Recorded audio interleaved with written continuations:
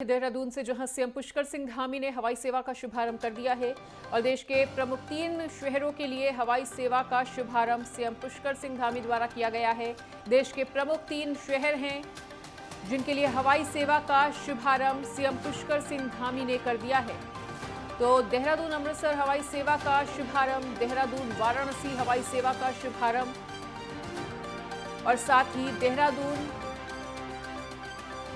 अयोध्या के हवाई सेवा का शुभारंभ सीएम पुष्कर सिंह धामी के हाथों होता हुआ तीर्थयात्रियों और मुसाफिरों को इसके बाद अब काफी ज्यादा सहूलियत हो जाएगी आवागमन में। और अमृतसर हवाई सेवा का शुभारंभ भी सीएम पुष्कर सिंह धामी द्वारा, देहरादून वाराणसी हवाई सेवा का भी शुभारंभ।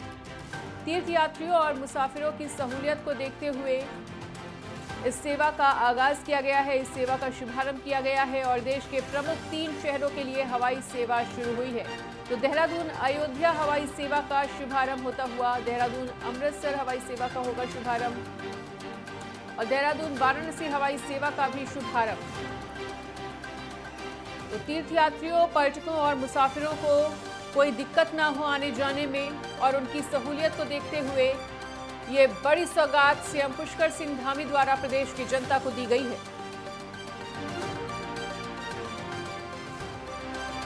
और इसी बड़ी खबर पर अधिक जानकारी के लिए हमारे साथ देहरादून से हमारे सहयोगी ज्ञानेंद्र तिवारी जुड़ चुके हैं। तो ज्ञानेंद्र, सीएम पुष्कर सिंह धामी ने हवाई सेवा का शुभारंभ कर दिया है, प्रदेशवासियों के लिए कितनी बड़ी सौगात?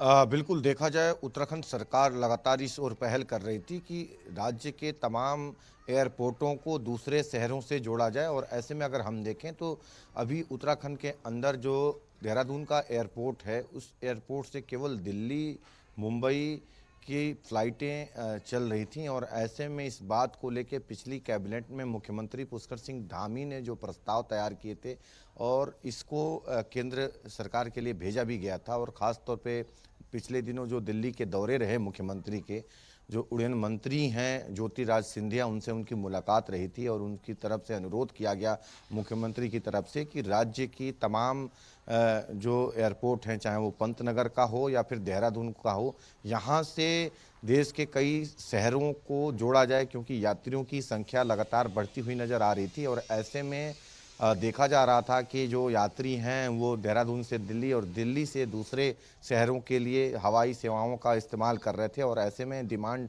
लगातार बढ़ती चली जा रही थी। और इस बीच हमने ये भी देखा कि मुख्यमंत्री पुष्कर सिंह धामी ने ये ऐलान किया कि अयोध्या के लिए वो स्पेशल ट्रेन चलाएंगे, इसके अलावा बसें चलाएंगे। और ऐसा होता हुआ नज़र भी आया। देहरादून से रोज़ाना स्पेशल ट्रेनों का संचालन अयोध्या के लिए शुरू किया गया, फिर बसों का संचालन रोजाना शुरू किया गया। उसके बाद मुख्यमंत्री ने कहा कि हवाई सेवा का सीधा जो कनेक्टिविटी है वो अयोध्या से रखा जाएगा और आज उसकी जो शुरुआत है वो होती हुई नज़र आई। विशेष तौर पे अगर हम देखें तो पहले जो श्रद्धालु थे जो श्री राम के दर्शन के लिए अयोध्या जाना चाह रहे थे और समय की कमी होने की वजह से वो अगर हवाई सेवा का इस्तेमाल करते थे तो उनको दिल्ली या लखनऊ होते हुए जाना पड़ रहा था। तो ऐसे में काफ़ी कठिनाइयाँ होती थी और इसको कहीं ना कहीं सरकार समझ रही थी उत्तराखंड के वासियों के लिए। और कहीं ना कहीं अब सीधी जो हवाई सेवा है उससे लोगों का जो समय बचता हुआ यहाँ नज़र आएगा और जो ज़्यादा से ज़्यादा जो श्रद्धालु हैं वो अयोध्या पहुंच सकेंगे और श्री राम के दर्शन करते हुए नजर आएंगे। इसी प्रकार से सरकार ने कई पहल की थी और अभी भी सरकार की तरफ से ये योजना है कि राज्य के सभी एयरपोर्टों को दूसरे शहरों से जोड़ा जाए। आने वाले समय में केवल बनारस, अमृतसर और अयोध्या ही नहीं, आने वाले समय में आगरा जो पर्यटक स्थल हैं उनको भी उत्तराखंड के जो हवाई सेवा स्टेशन हैं वहाँ से जोड़ा जाएगा, चाहे वो आगरा हो या फिर इसके अलावा जयपुर हो। तमाम ऐसे जो बड़े शहर हैं देश के अंदर जहाँ से सीधी फ़्लाइट नहीं है उत्तराखंड की, उनको भी जोड़ने की कवायद में काम किया जा रहा है। उससे संबंधित प्रस्तावों पे कहीं ना कहीं मोहर लग चुकी है राज्य के अंदर और केंद्र की हरी झंडी मिलनी बाकी है। और आज जिस तरीके से हरी झंडी मिलने के बाद बनारस की जो कहीं ना कहीं हवाई सेवा है शुरू हो रही है। और ख़ास बात ये भी है बनारस की सेवा में कि देहरादून एयरपोर्ट से जो उड़ान ये फ़्लाइट भरेगी बनारस के लिए, ये कुमाऊं को भी जोड़ेगी, क्योंकि देहरादून से वाया पंतनगर होते हुए, पंतनगर एयरपोर्ट से होते हुए बनारस जाएगी, तो एक तरफ कुमाऊं के लोग भी इस यात्रा का कहीं ना कहीं प्रयोग कर सकते हैं। इस हवाई सेवा से वो बनारस के लिए जा सकते हैं। बनारस के आसपास के जो इलाके हैं, इलाहाबाद, मिर्ज़ापुर और तमाम ऐसे जो इलाके हैं, उन इलाकों को कहीं ना कहीं जो लोग हैं, चाहे वो यात्री बिल्कुल हो, आम ज्ञानेंद्र, तो यात्री हों, कहा जा श्रद्धालु सकता है हों, कि दो ये सभी राज्यों लोग को कहीं ना जोड़ने का कहीं इसका प्रयास लाभ उठा किया गया सकते हैं। है इस हवाई सेवा के शुभारंभ के माध्यम से, और दो राज्यों की कनेक्टिविटी इससे बेहतर होगी।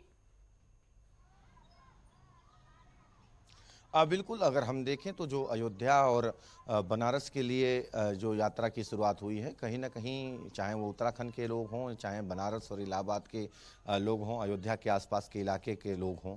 अगर हम देखें अयोध्या के आसपास का जो इलाका है, गोंडा का इलाका है, अंबेडकर नगर का इलाका है, सिद्धार्थ नगर का इलाका है, ये तमाम बस्ती और तमाम ऐसे इलाके हैं जिनको पहले कहीं न कहीं कठिनाइयाँ होती थीं। उनको गोरखपुर या लखनऊ जाना पड़ता था हवाई सेवाओं का इस्तेमाल के लिए। अगर उनको चार धाम के लिए यात्रा के लिए आना हो या फिर हरिद्वार ऋषिकेश आना हो, तो काफ़ी कठिनाइयाँ होती थीं। अब सीधे उनको कहीं ना कहीं अयोध्या से फ्लाइट मिलेगी, तो उनको भी काफ़ी इसका लाभ मिलने वाला है।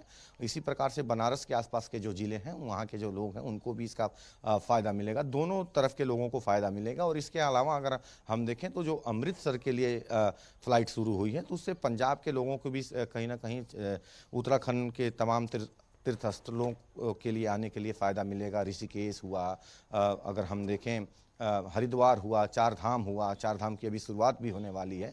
तो ऐसे में एक सहूलियत सभी इन राज्यों को मिलेगी, चाहे वो पंजाब हो, उत्तर प्रदेश हो या फिर उत्तराखंड हो।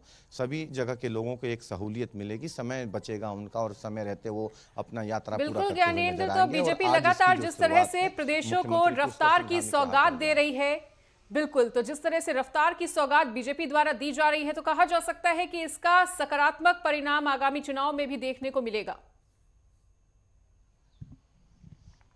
बिल्कुल देखा जाता है अक्सर जो चुनाव होते हैं, आम चुनाव होते हैं, उससे पहले इस तरह से चाहे वो केंद्र सरकार हो या फिर केंद्र सरकार जो शासित राज्य होते हैं, उन राज्यों की सरकारें इस तरीके से इस तरह की योजनाओं का संचालन करती है। और ये देखा है, हमने ये भी देखा है कई राज्यों में किस तरीके की योजनाएं और इस तरह की नई नई चीज़ें की जाती है, जिससे जनता का सीधा जुड़ाव होता है और कहीं ना कहीं उसका फ़ायदा आने वाले चुनाव में उस पार्टी को मिलता हुआ नज़र भी आता है। तो सीधा इसका जो फ़ायदा है लोगों को मिलेगा और पार्टी भी कहीं ना कहीं अपनी नीतियों के तहत, सरकार के कामकाज के तहत आने वाले चुनाव में उसका फ़ायदा उठाती हुई नज़र आएगी। तो कुल मिला के अगर हम देखें तो आज से जो 3 जगहों के लिए जो शुरुआत हुई है हवाई सेवाओं का, इसका आम जनता को एक अच्छा फ़ायदा मिलता हुआ नज़र आएगा। और लंबे समय से इसकी कवायद थी सरकार की, कि लंबे समय से इसका प्रयास किया जा रहा था कि हवाई सेवाओं का विस्तार राज्य के अंदर हो। और हमने ये देखा है केवल उत्तराखंड ही नहीं, देश के कई राज्यों में पिछले कुछ सालों में हवाई सेवाओं का विस्तार ठीक तेज़ी है, से हो रहा है और ये आवश्यक भी है कि हवाई सेवाओं का विस्तार किया जाए। जी बिल्कुल ज्ञानेंद्र, तो इस तमाम बातचीत के लिए और इस तमाम जानकारी को हमारे साथ साझा करने के लिए आपका बहुत बहुत शुक्रिया।